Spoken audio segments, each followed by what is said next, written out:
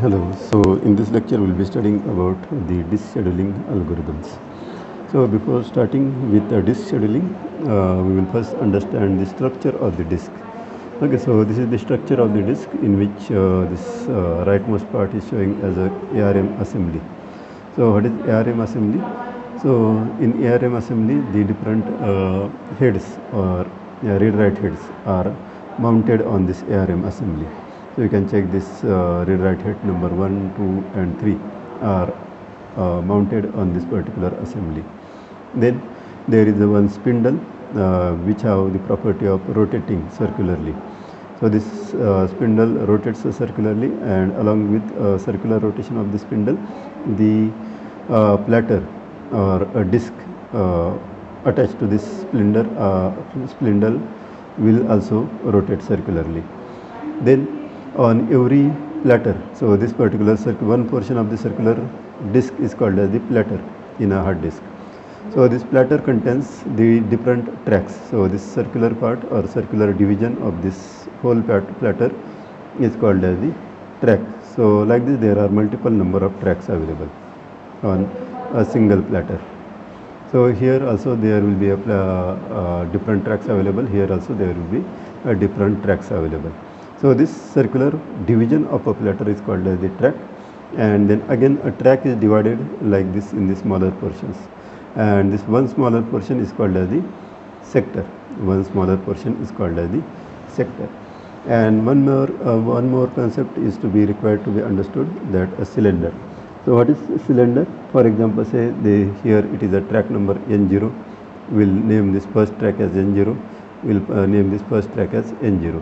So all these tracks vertically of the same number forms the cylinder. So cylinder is nothing but cylinder formed with the same numbered tracks on each platter. Okay, so this much information is sufficient to learn the disk scheduling algorithms. So disk scheduling algorithms means the operating system requires the data from the different tracks on the disk. So it may be requiring data from track number 90 first, then it may require data from track number 9, then it may require data from track number 41, or it may require data from 51. So which request is to be processed first, or in which order these requests are to be processed, these are decided by disk scheduling algorithms, and we will be studying these disk scheduling algorithms one by one with the help of the example. Now let us read the example that we have taken here. A disk drive has 200 cylinders. So it has the 200 cylinders. So what is cylinder in a disk? So this particular is a single cylinder like this. This will be the second cylinder, this will be third cylinder, this will be fourth, and so on. So like this there are total 200 cylinders, numbers from 0 to 199. The drive is currently serving the request at cylinder 63. That means this head position is on cylinder number 63. Okay.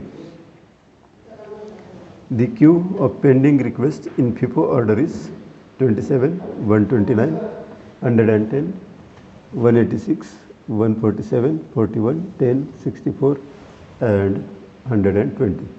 So these are the requests that are required to be processed in the FIFO order, that means in first out order.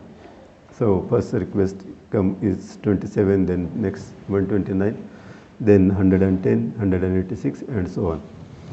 Now next, starting from the current head position, so current head position is 63. What is the total distance that disk arm moves to satisfy all the pending requests for following disk scheduling algorithms? Okay, so we have to calculate the movement for the different disk scheduling algorithms. So first disk scheduling algorithm that we are studying is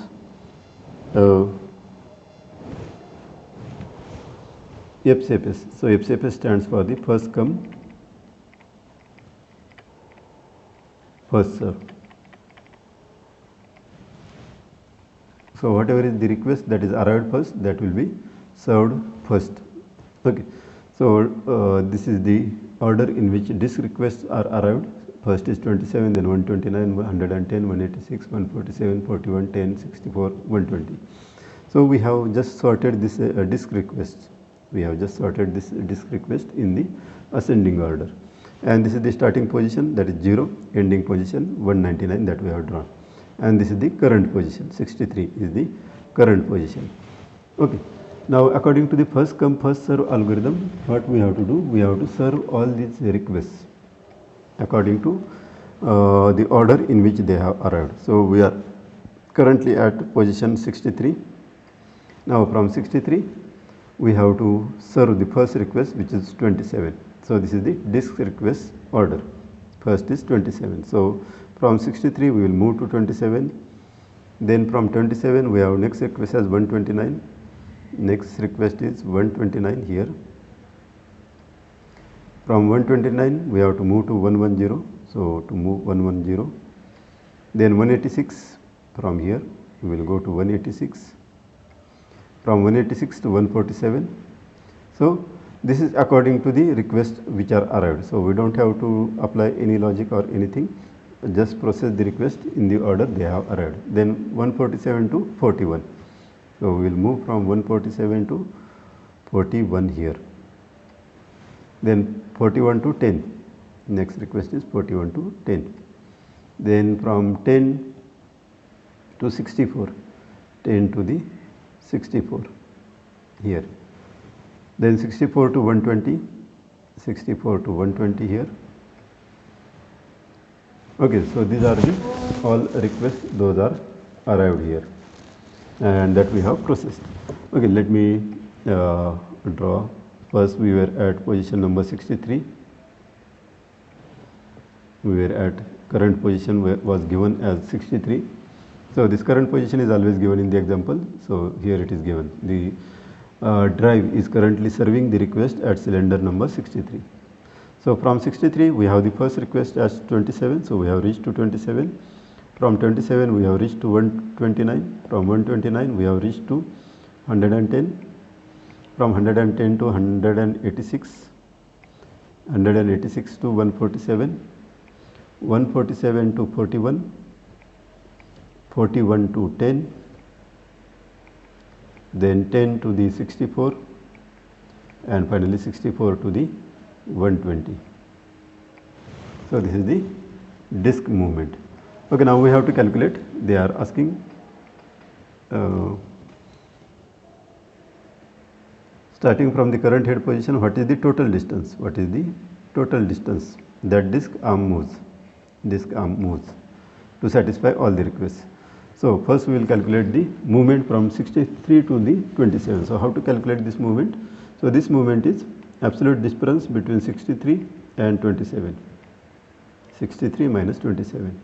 So this is equals to 63 minus 27. 27 plus 3 is 30. It will be 36. Okay, check whether it is correct or not. It is a 36. Then next movement is from 27 to 129. So this movement is 129 minus 27. We have to get absolute difference. Either you subtract 27 from 129 or 129 from 27. You have to check the absolute difference. So absolute difference is here, it is 102. 102 plus 27 is 129. Then from 129 to 110.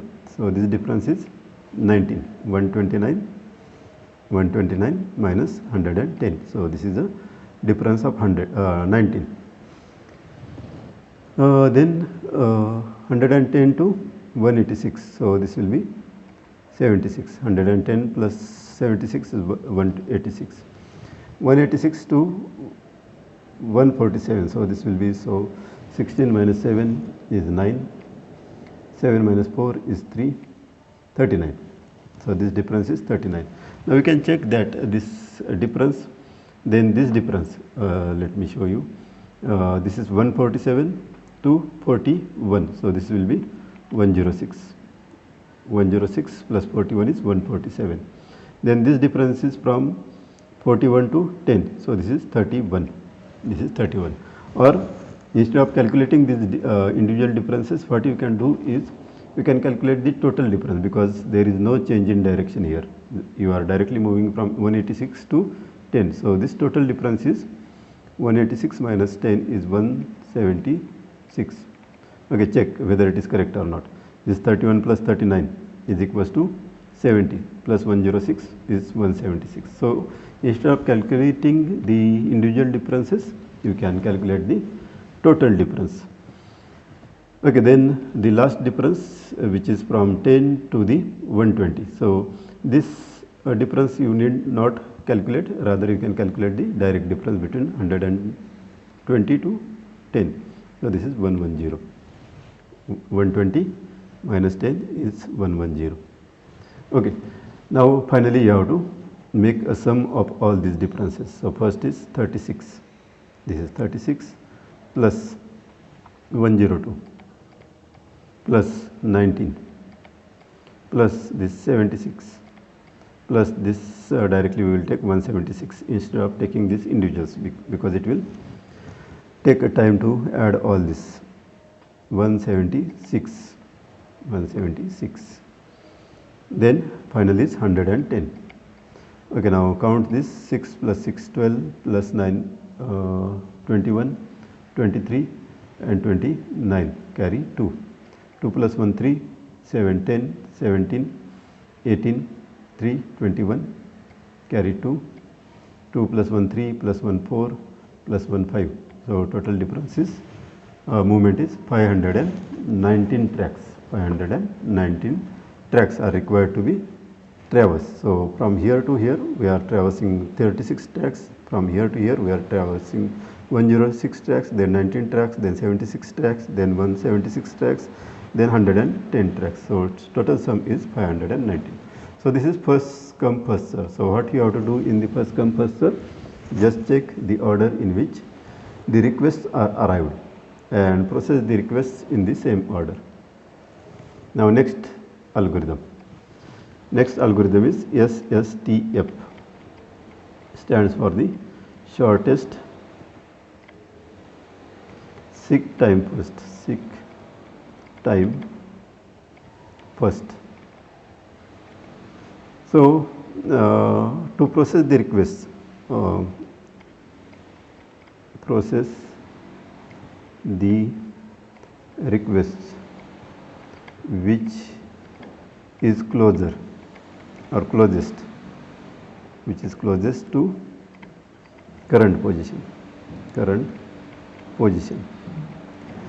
So in SSTF algorithm we have to process the request which is the closest to current position. So now you can check here, our current position is 63. Now the order is not important. We have to process the request which is closest to the current position. So we are at this point 63. From 63 we can either go to 41 or we can go to 64 because either one of these two is closer. These are far away. So we will calculate the difference between 63 and 64. 64 minus 63 equals to 1 and 63 minus 41 equals to 22. Am I correct? Yes. So which one is more closer? For going to 64 it requires only one track to be traversed, and for going to 41 it requires 22 tracks to be traversed. So the nearest one is a 64. You can easily tell the nearest one is a 64.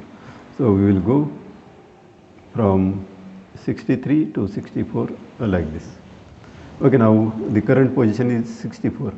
Current position is 64. So we can either go to 110 or we can go to 41.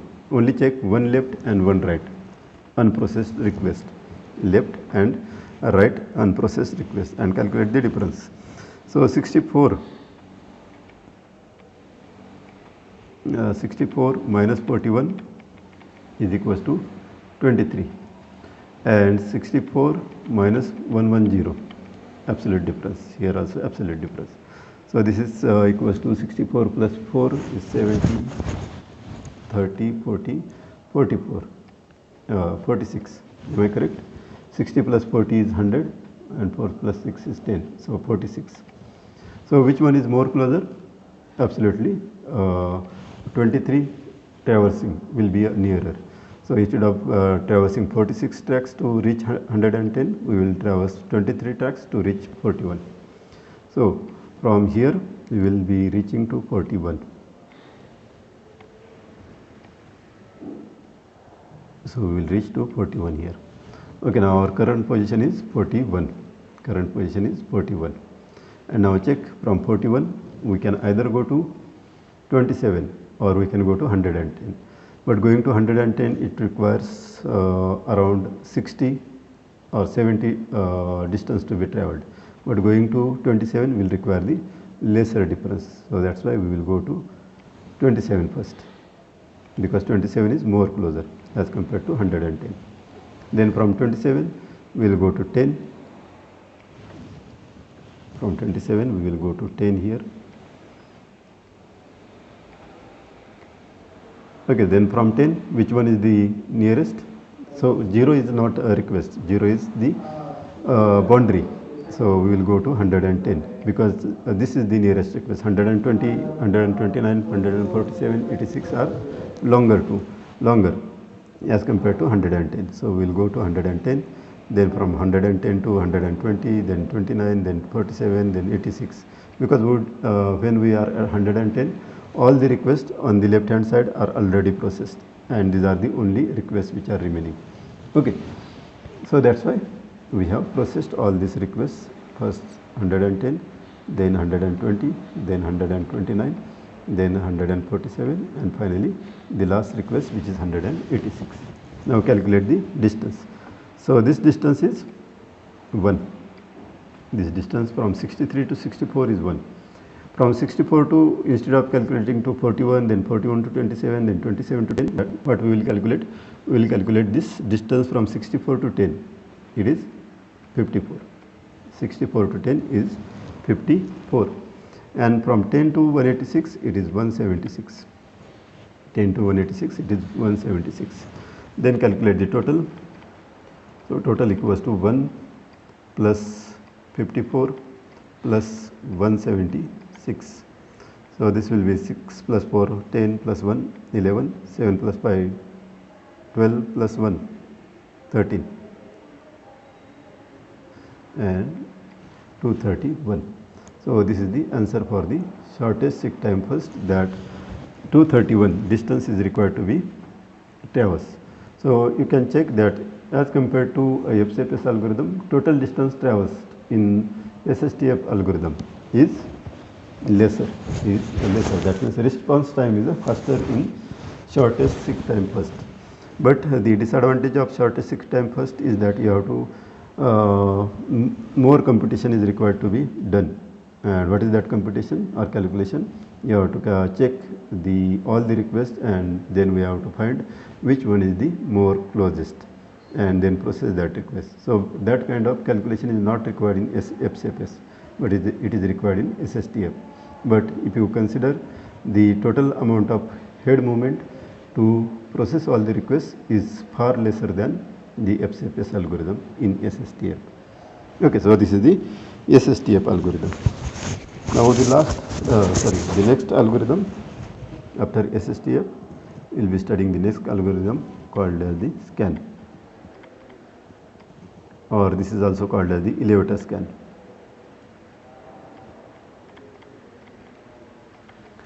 So what is elevator scan algorithm? So elevator scan means you have the elevator like this. Okay, so you are standing here, and then you have to process all the requests. This is the boundary, and this is the last boundary. Okay, so here you will have the request placed here, here, here. Then in elevator scan algorithm, one direction is given to you. So either you can go to the right direction or you can go to the left direction, and in that direction whatever the requests are there, you have to go on processing those requests up to the last position. Start in scan algorithm, start from current position,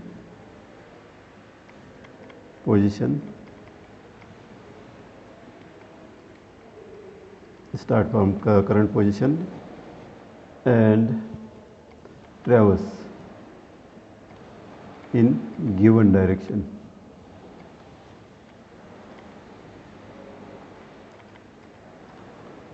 To process the request and reach to end of disk,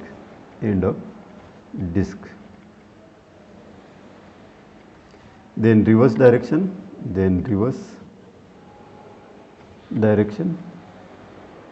and process remaining requests. Okay, so what exactly is required to be done in scan algorithm? So start from the current position. So current position is 63 that we have given, and go in the given direction.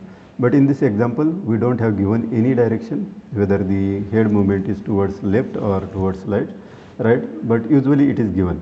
Usually the current movement or the current direction is given. So here the current direction is not given, what we will assume that we will assume head movement is towards right direction. We will assume that head movement is towards right direction, or you can assume that head movement is towards left direction if the head movement direction is not given. Okay, so we are assuming the head is moving towards right, so we will process the request in the right direction only. So how scan algorithm works? So this is the current position. From current position it is moving towards right, so it will process the 64, then 110, then 120, then 129, then 147, 186, and then will reach to the end of the disk. So even though 199 is not required to be accessed, then also it will go to the end of the disk in scan algorithm, and then it will reverse the direction and will process the remaining requests up to the. Okay, so what exactly happened here? So we are at current position here 63, then we are moving to 64 in the same direction, that is right direction, then we are moving to 110, then we are moving to 120, then we are moving to 129, then to 147, then to 186, and after 186, even though there is no request, we will reach to the end of the disk, and from here the direction will be reversed, and it will check what is the first request in the opposite direction. So this is the first request in opposite direction, this is the next request, and this is the last request. So this is your elevator scan algorithm. Start from the current position, go on processing the request in the given direction and reach to the end of the disk. After reaching to the end of the disk, reverse the direction and check the first request in the reverse direction, process that, and go on processing all the requests till the last request. Our last request is 10, so it will stop here. Okay, now what you have to do, calculate the total distance traversed. Total is equals to, so what is this distance? 199 minus 63. 199 minus 63, it is equals to 9 minus 3 is 6, 9 minus 6 is 3, 136, and this distance is from 199 to 10 is 189. So this total is equals to 136 plus 189. Am I correct? So 9 plus 6 is 15, carry 1, 11, 12, carry 1, 325 is the total distance. 325 is the total distance that is traversed. Okay, so we have processed the request using the scan algorithm. Now next algorithm that we will be studying is a C-scan algorithm. First we will study the look algorithm. So how the requests are processed in the look algorithm. Now look is similar to the scan algorithm, only understand the difference. So it will go on processing the requests. In the given direction. So assume the right direction. So we are assuming the right direction here also. So from 63 it will go to 64. Let me draw it. From 63 it will go to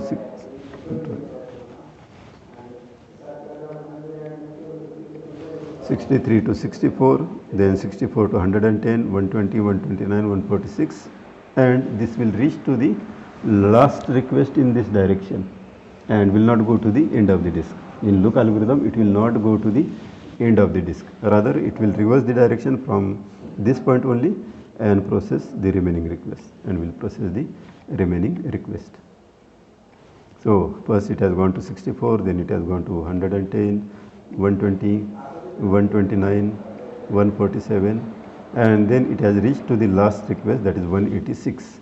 So from 186, like in scan algorithm, it will not go to the end of the disk. It will not go to the end of the disk. Rather, it will reverse the direction and will find the first request in opposite direction, that is 41, then 27, and then 10. So only difference between scan and look is that in scan algorithm you reach to the end of the disk. In look algorithm you reach to the last request in that direction and then reverse the direction. That is only a difference. So you can check the graph of scan and look. So look, in scan algorithm this movement is required, going to the last and then reversing the direction. But in look this movement is not required. So calculate the difference. So how much difference will be subtracted? So let us calculate. 186 minus 63 is equals to 6 minus 3 is 3, 8 minus 6 is 2, this is 123, and this difference 186 to 10 is 176. So total is equals to 123 plus 176. So this is 6 plus 3 9, 7 plus 2 9, 1 plus 1 2. So 299 is the movement that is required in look algorithm. Remember that in look don't reach to the end of the disk. That is only difference with respect to a scan. Then next is a C-scan. C-scan is also known as the circular scan. Circular scan. Now what is meaning of circular scan? Let us understand with the example. And we are assuming right direction. Direction is very important in scan, look, C-scan and C-look algorithm, as in right direction. So if direction is not given, you can either go to the right or to the left. But if direction is given, then you have to move to that direction only. So now let me show you how C-scan algorithm works. So it will go on processing the request from current position. It will go towards right direction and will process all the requests and will reach to the end of the disk. Okay, now from end of the disk it will be circular scan. So what is circular scan? So instead of processing the request in the opposite direction, it will reach to the end of the disk. It will reach to the other end of the disk, and then again it will reverse the direction and will process the remaining requests. Okay, so what happened here? So it was current position 63, then it has processed the request 64 in the right direction, then it has gone to the right direction and processed all the requests up to 186, then it has reached to the end of the disk. So here it is the end of the disk. This is not okay. So it has reached to the end of the disk, and after reaching to the end of the disk, it has shifted the direction or reversed the direction and have gone to the opposite end. So this is the opposite end where it has traversed. Okay, so after traversing this, this is also not a request. After traversing, going to the other end of the disk, then it has again changed the direction and you have processed the remaining request in the same direction, that is right direction. So this is called as the circular scan. Circular, it is moving like this from here to here, then again here and like this. So this is a circular scan. Okay, now calculate the distance traveled. So distance traveled from 63 to 199. What was that distance? 63 to 199, it is 136. So this distance is 136. 199 to 0 is 199, and 0 to 41 is 41. So total is 136 plus 199 plus 41. Now add up all these values. 9 1 10, 6 16, carry 1, 4 1 5, plus 9 14, plus 3 17, carry 1 1 2 3, 376 is the total distance travelled according to the C-scan algorithm. And now final algorithm is a C-look or circular look. C-look. Okay, now how this example can be solved. Okay, so we have the request, we have written those requests in the sorted order. We are at the current position, that is 63, and direction that we are assuming is right direction. Okay, so similar to a look algorithm, what it will do, it will go on processing the request in the right direction and will reach to the last request. From last request, it will reverse the direction and will find the first request in opposite direction. So this request it will find first and then will process the remaining requests. Okay, let me mark the requests that has been processed. So from 63, it will go to the right direction and will process all the requests in that direction and will reach to the last request here.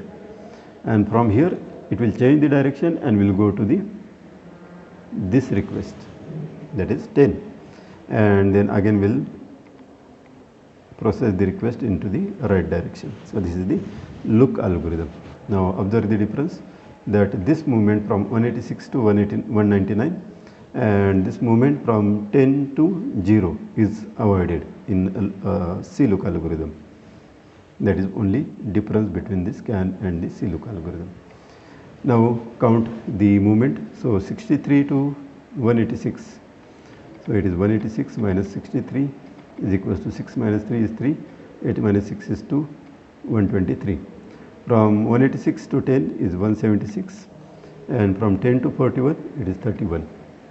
And then sum to calculate total. 123 plus 176 plus 31. So this will be equals to 6 plus 3 9 plus 1 10, carry 1, 3 1 4 plus 7 11 plus 2 13, carry 1, 330 is according to C-look algorithm. So this is how you can solve the examples based on the disk scheduling algorithm. So in the next lecture we will be studying the gate examples which are asked in the examination based on the disk scheduling algorithms. So like, share and subscribe to the channel. Thank you.